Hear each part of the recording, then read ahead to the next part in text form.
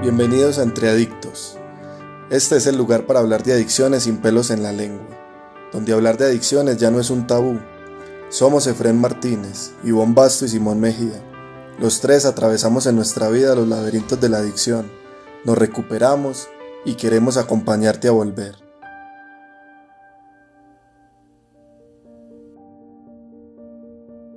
Hola amigos de Entre Adictos, ¿cómo están? Bienvenidos a un nuevo capítulo y el día de hoy estoy muy emocionado porque por primera vez tenemos a un extranjero debutante. Y me acompaña Emilio, gran amigo y compañero de recuperación, y está conmigo para compartir con ustedes un tema que para nosotros ha sido fundamental en nuestro propio proceso, eh, tanto como para evitar la recaída, también para vivir bien y digamos para encontrar herramientas que nos permitan pues encontrar nuevas formas de vida, porque como ustedes han escuchado en otros capítulos, digamos que recuperarse de una adicción no es solo dejar de consumir, sino también pues encontrar un nuevo estilo de vida. Y dentro de ese nuevo estilo de vida, nosotros hemos encontrado por el camino algo llamado espiritualidad. La espiritualidad es un tema controversial para muchos porque yo creo que las culturas y las costumbres nos hicieron pensar que la religión es igual a espiritualidad. Entonces muchos de nosotros llegamos a este proceso con un montón de confusiones acerca del tema, pero poco a poco tuvimos que irlo como desenredando y encontrando o despertando nuestra propia espiritualidad. Entonces, para iniciar y abrir el tema, me gustaría preguntarle a Emilio, pues primero que todo, ¿qué significa la espiritualidad para ti hoy? ¿Y qué preconceptos tenías y cómo se han ido transformando en recuperación? Gracias, Simón. Muchísimas gracias por la invitación. Y para mí ha sido un tema central en mi proceso, y lo sigue siendo en mi proceso de recuperación, porque, como vos bien mencionabas, yo venía con una gran ensalada al respecto de qué era la espiritualidad y dónde se encontraba, y a través de qué manera se llegaba a esa espiritualidad. Eh, Yo tuve, digamos, desde mi primera infancia hasta los finales del colegio, digamos, y durante casi 13, 14 años, una formación religiosa católica cristiana. Y cuando yo llegué a la recuperación, lo primero que me pasaba era que yo sentía que era una mala persona. Y las cosas que me sucedían era porque yo era esa mala persona y merecía que me castiguen, ¿no? Y eso fue como el primer escollo con el que yo me encontré cuando enfrenté la recuperación, porque ese Dios que yo concebía era un Dios que todo lo veía, que era omnipresente, que era muy estricto, que era vengativo y que era castigador. Pero en el fondo me decían que me amaba. Entonces era como una cuestión como muy loca. O sea, cómo esta entidad que me han dado tiene todas estas características negativas, pero en el fondo me ama.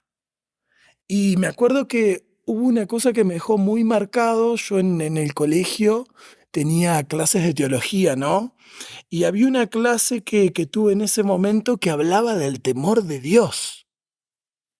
Y hablaba del valor de los hombres que temían a Dios. Y yo era una cosa que nunca no podía. Yo decía, pero ¿cómo uno va a temer algo que ama?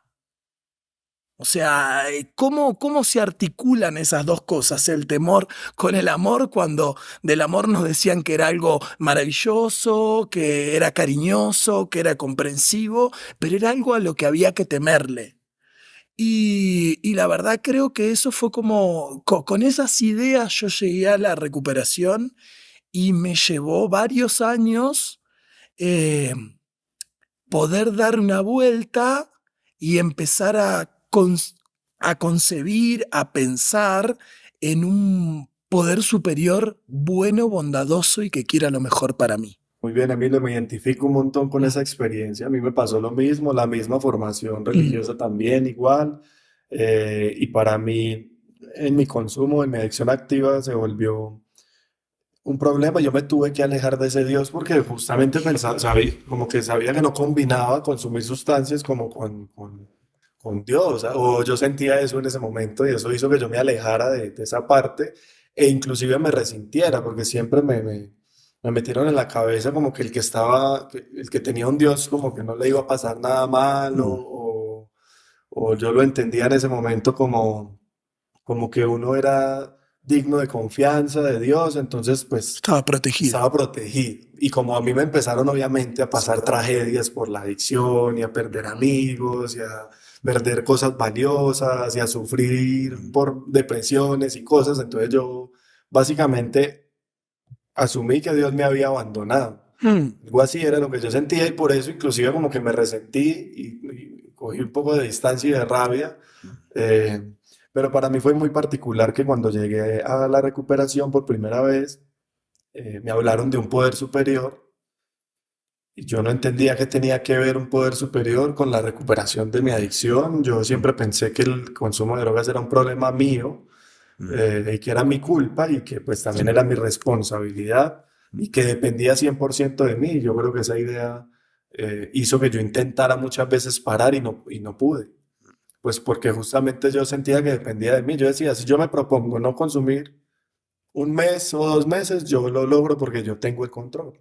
Entonces yo intentaba, a veces lo lograba, otras veces no, pero yo nunca pensé que de pronto fuera fundamental o me serviría como concebir un poder superior o empezar a practicar espiritualidad. Que también ahorita hablamos un poquito de qué otras manifestaciones tiene la espiritualidad además de concebir un poder superior.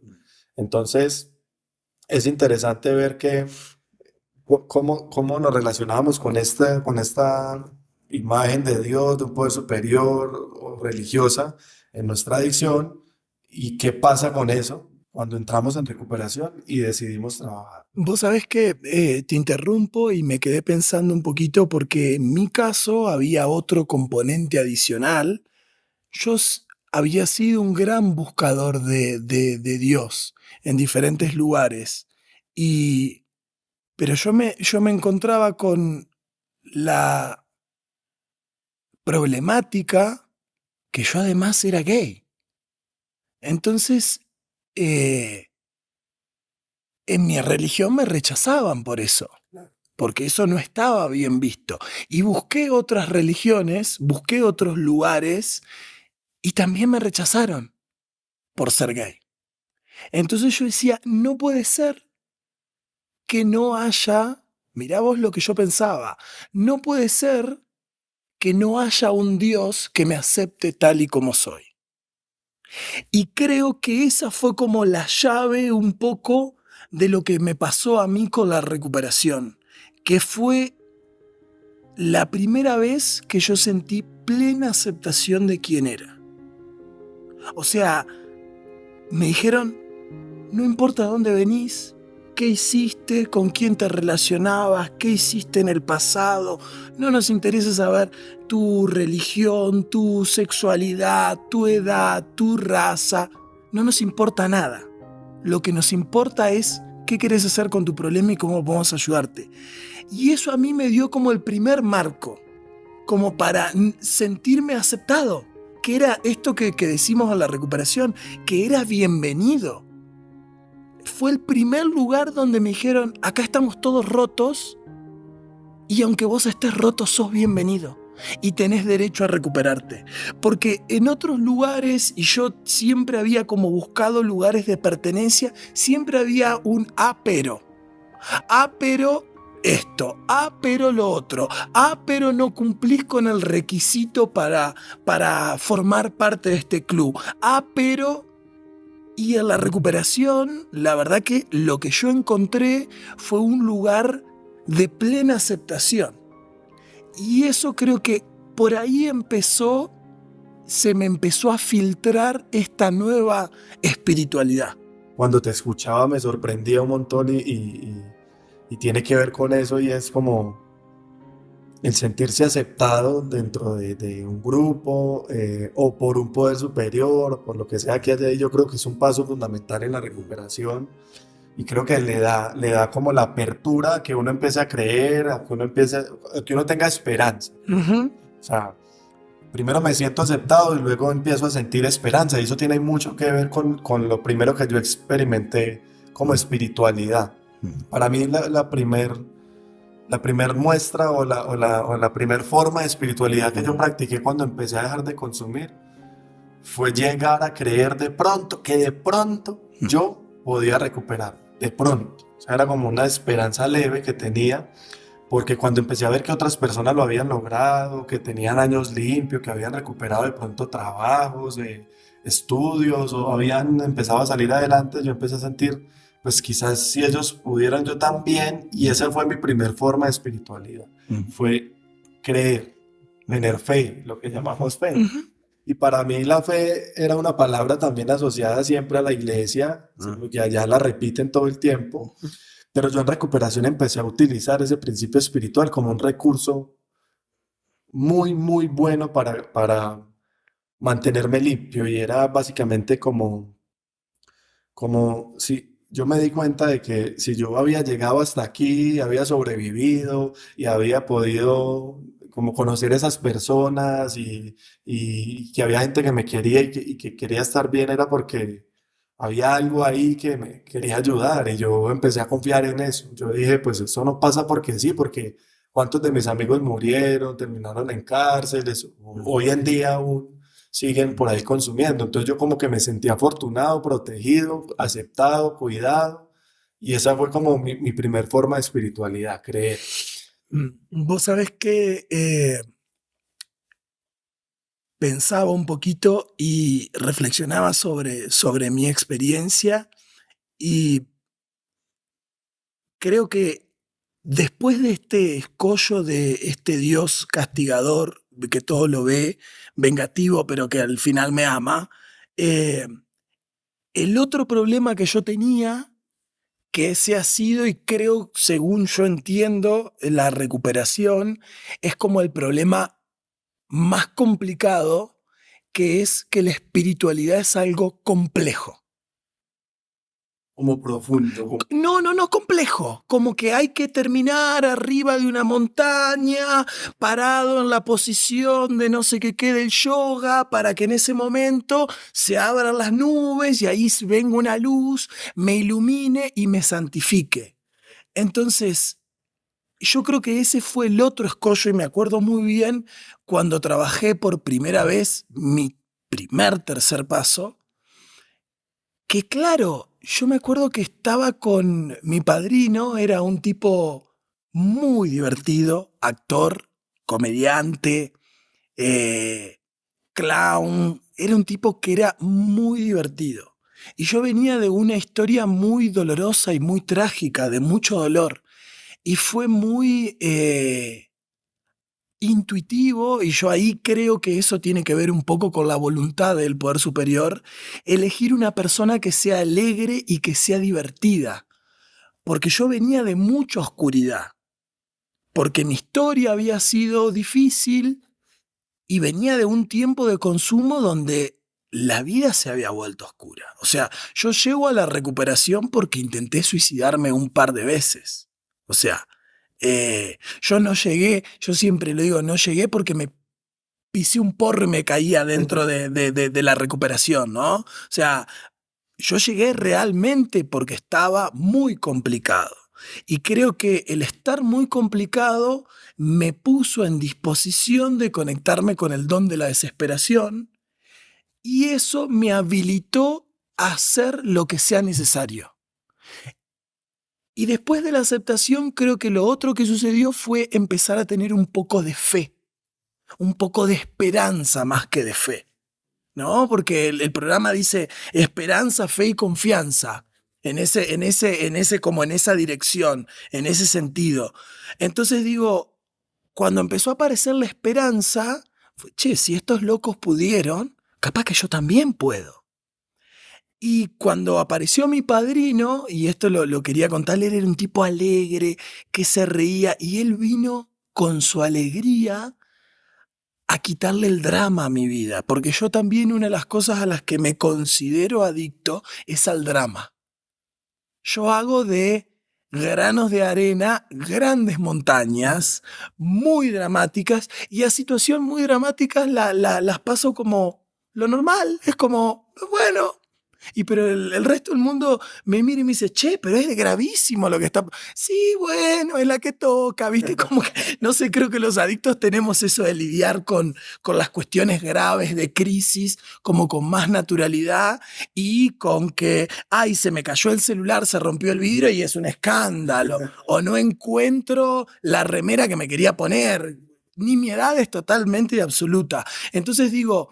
Ahí empezó a aparecer como la esperanza y el yo venir tan golpeado me puso en disponibilidad de hacer lo que fuese necesario. Entonces me acuerdo que cuando llegué a mi tercer paso, yo lo que tenía esta concepción de algo tan complejo que había que sentarse a meditar, me imaginaba prendiendo velas, no sé, viste, como yo tenía como muchas fantasías. Me imaginaba en un monasterio con una... Y que decía, ¿cómo mierda hago para que todo eso entre en la vida de una persona normal que se levanta a la mañana, que se quedó dormido, que se quedó mirando una serie y al otro día está de mal humor, que el tránsito, que el colectivo no paró? ¿Viste? Entonces yo decía, ¿cómo? Y me acuerdo que mi padrino me dijo, me escuchaba y me miraba muy atentamente y se reía cuando yo le compartía. Y entonces él me dijo, mira, me dice, yo te voy a prestar mi poder superior, por lo menos por un rato.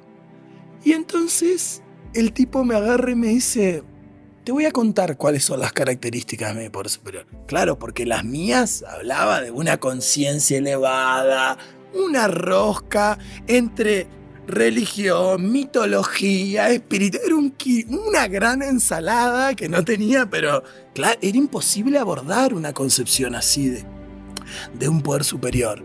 Entonces me acuerdo de mi padre y me dijo, yo te voy a prestar el tuyo. Yo dije, ¿qué me dice este tipo? Y entonces me dice, mira, mi poder superior le gusta levantarse tarde, le gusta comer rico.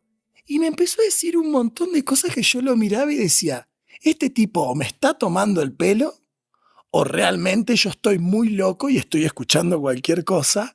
Y nos reímos mucho con él. Y yo en ese afán de hacer lo que fuese necesario, le creí. Confié en lo que él me dijo. Y ese fue mi primer acercamiento a darle características a un poder superior. Y me funcionó. Al principio me funcionó. Con el tiempo, después yo fui trabajando sobre los principios espirituales y creo que toda mi experiencia gira en torno a una máxima que es keep it simple. Keep it simple. Si es simple, es espiritual. No tiene que ser tan complejo. Entonces cuando de pronto me encuentro con racionamientos complicados al respecto de la espiritualidad, digo, no, por acá no es. Como decías ahorita, a mí también me pasó que cuando empecé a practicar esto, práctico tal y como tú lo dices, a mí también mi padrino me dijo, tienes que encontrar tu propia forma de comunicarte con ese poder superior, porque yo también pensaba que había que arrodillarse, casi que clavar la cabeza debajo de la cama, porque alguna gente lo decía, Sí. o coger una camándula y rezar 1000 Jesuses, dicen acá en Colombia, 2000 Jesuses. Pero yo no me sentía como cómodo, como identificado con eso realmente. Entonces, también me dijeron, es sencillo, es decir, como que si las características de ese poder superior es que es amoroso, bondadoso, ¿usted cómo se lo imagina? Para mí siempre ha sido como un papá de esos que salen en las películas que es muy, muy, muy amoroso con sus hijos, muy incondicional, como que siempre los apoya. Ese es mi poder superior hoy. Entonces, en ese orden de ideas yo empecé a hablarle así. Entonces yo empecé a decirle pa. Y no me tenía que hacer todo un ritual para comunicarme con él, sino que yo encendía mi moto para ir a la universidad y cuando me encontraba el primer tipo con ganas de asesinarme en la carretera, yo simplemente le decía, pa, te entrego mi voluntad y mi vida, permíteme estar tranquilo y no engancharme, y funcionaba. Entonces, la esperanza se convirtió en confianza en mi vida cuando yo me di cuenta de que cuando yo le entregaba o le pedía, las cosas se daban. Empezó a ser una realidad. Ya no solo era esa esperanza y que de pronto, no, yo ya estaba limpio, yo ya no tenía que pelear con el del carro, podía respirar y seguir. De pronto me quedaba un poquito loco unos minutos en la cabeza, pero ya no peleaba, ya inclusive se me olvidaba a la media hora. Eso para mí era completamente raro y empezó a ser gracias a esta relación con ese poder superior, a esta espiritualidad, a lo que otras personas llaman orar, meditar, pero que para mí se volvió más práctico, como tú lo dices, sencillo. Era una comunicación constante. Cuando yo hice el tercer paso por primera vez, era, para los que no sepan, el tercer paso dice que decidimos entregar nuestra voluntad y nuestra vida al cuidado de Dios, tal como lo concebimos. Es un paso de estos programas de los 12 pasos, de los que hemos también hablado en este podcast, que es muy práctico y es como el primer paso a la espiritualidad o el segundo, porque en el segundo paso ya nos van introduciendo. Eh, y entonces yo empecé a sentir básicamente lo que yo empecé a sentir en mí es que yo tenía ese recurso como una fuente poderosa permanente y dejé de sentirme solo. Y también el miedo pasó a un segundo plano, es decir, yo no puedo decir que no sienta miedo, porque el miedo uno lo siente todo el tiempo, es una emoción natural, pero siempre tengo fe, siempre creo que estoy respaldado, siempre, hasta en las peores circunstancias. Entonces vivir así me ayuda a estar limpio porque yo ya no me abrumo. Yo desde que tengo esta relación tan cercana con la espiritualidad, yo ya no me abrumo así de que se me acabó el mundo, me voy a morir, voy a consumir. No me pasa eso. O sea, yo confío en que ahí está y en que algo va a pasar y al final pasa siempre. Contame para vos cómo es la espiritualidad. ¿Te ayuda a estar en recuperación y a mantenerte limpio? Creo que para mí o sea, en este camino de la practicidad y de la simplicidad, yo por ahí entiendo a la realidad como una manifestación de la voluntad de mi poder superior. Yo aprendí que la espiritualidad es principios en práctica. O sea, nada más simple y nada más complejo que eso.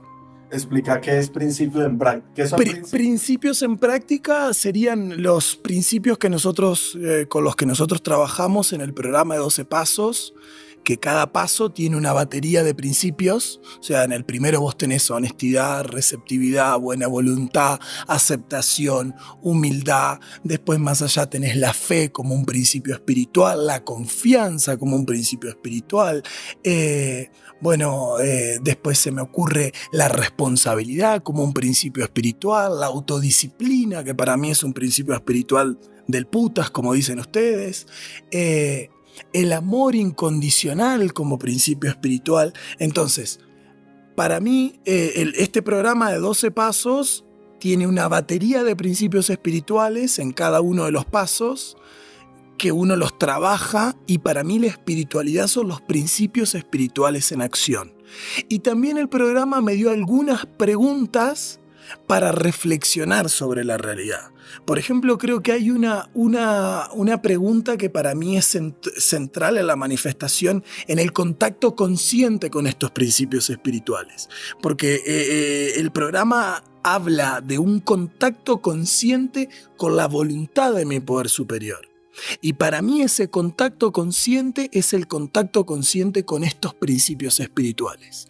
Y la manifestación de la realidad es una manifestación de la voluntad de mi poder superior.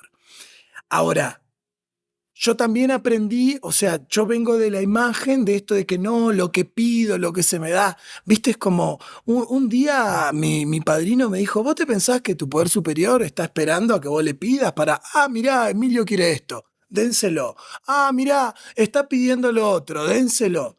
Es como, hay un viejo, como un viejo cuento que habla de un tipo que todo el tiempo le está pidiendo trabajo a Dios, ¿no? Entonces todo el tiempo él se arrodilla todas las noches, reza, le pide por trabajo y un día ese trabajo le llega. O sea, pero no le llega como un paracaídas y alguien le va a tocar el timbre a la casa porque él estaba rezando, sino porque él se había movido para conseguir el trabajo.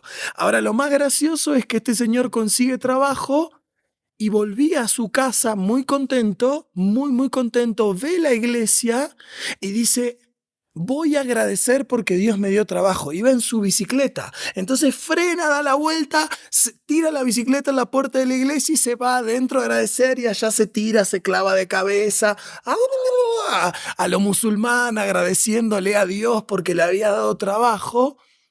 Y cuando sale, le habían robado la bicicleta. Entonces, la moraleja es que Dios no está para cuidar bicicletas. Entonces no tiene que ver con lo que yo le pida, sino que para mí tiene que ver con que fe es acción. Entonces, si yo tengo fe, tengo que poner los medios para ir a buscar lo que deseo y después aceptar qué es lo que llega. Entonces, digo, el contacto consciente es: yo tengo fe y lo que estoy haciendo está vinculado a estos principios espirituales, estoy siendo honesto, estoy siendo receptivo, lo que quiero está basado en un deseo egocéntrico que tengo yo o está basado en un deseo genuino. Pero bueno, para llegar al contacto consciente con estos principios espirituales, yo tengo que hacer un trabajo. Y la pregunta que te quería traer a colación es: ¿qué era lo que yo creía y pensaba que me hizo actuar así? Es como, ahí yo chequeo que cuáles son mis motivaciones y mi creencia al respecto de la realidad. No porque yo creo que el otro me tiene que dar, no porque yo creo que el otro se tiene que portar. ¿Y dónde está escrito que la realidad tiene que ser así? Entonces, yo de pronto me fui encontrando con la posibilidad de la libertad, y junto con la posibilidad de la libertad llega una cosa que es la responsabilidad, y llega otra que tiene que ver con estar dispuesto a pagar el precio. El que yo sea como soy y ejerza mi derecho de libertad puede que a algunos no le agrade, y yo estoy dispuesto a no agradarle a algunos por ejercer mi libertad. Entonces, para mí es como esta sencillez. Yo no pido, o sea, yo sí tengo mis momentos de silencio, donde pienso, yo no tengo ritos. O sea, la verdad que vengo de una tradición muy ritualista, ¿viste? De una religión muy ritualista. Yo también practiqué durante muchos años en recuperación, y recuperé porque era algo que lo hacía antes y lo perdí por consumir. Yo practiqué karate durante muchísimos años. Tuve la posibilidad de acercarme al budismo zen, aprender cosas. Hice un montón de exploraciones en religiones. No me volví erudito de nada, porque tampoco era mi objetivo, pero me junté de información y fui nutriendo esta simplicidad con determinadas cosas que me llegaron. Entonces, para mí la espiritualidad es un contacto consciente con estos principios espirituales. No pudiste resumirlo mejor para terminar este episodio, Emi. Para mí, yo creo que puedo resumirlo en dos cosas importantes que dijiste. Uno, la espiritualidad es algo práctico. Dos, la libertad. La libertad que implica una responsabilidad, que es pagar ese precio, pero que siempre podemos elegir. Y que los principios espirituales hoy en día nos marcan una forma de vida que nos permite tomar buenas decisiones o por lo menos sentirnos en paz con eso. Y yo me identifico totalmente con eso. Así que bueno, ojalá pudiéramos tener Emilio en 5 capítulos más, pero ya que nos va para... Esperemos a ver si... Esperemos quedarnos. Pero de todas formas, agradecerte, Emi, Muchas gracias por la invitación, Simón. Experiencia, por estar acá compartiendo con ustedes y bueno, como siempre, decirles que si creen que esto le puede funcionar a alguien, envíenlo, que nos sigan y nada, nos vemos en un próximo episodio de Entre Adictos.